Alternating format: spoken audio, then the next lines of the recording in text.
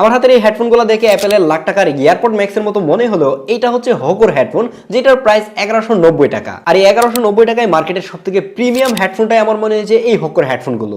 একবার full charge করলে এটা থেকে আপনি 90 ঘন্টার মতো ব্যাটারি ব্যাকআপ পাবেন। হেডফোনগুলো খুবই কমফোর্টেবল ছিল, কানের মধ্যে লং টাইম রাখার পরেও কান ব্যথা কিংবা মাথা ব্যথার মতো কোনো প্রবলেম হচ্ছিল না। ব্লুটুথ 5.3 এর মাধ্যমে যে কোনো ডিভাইসে কিন্তু কানেক্ট করে আপনি প্লে করতে পারবেন। তাছাড়াও যারা এডিটর রয়েছেন, আপনি এডিট করতে চান তাদের জন্য কিন্তু 3.5 অডিও জ্যাক রয়েছে।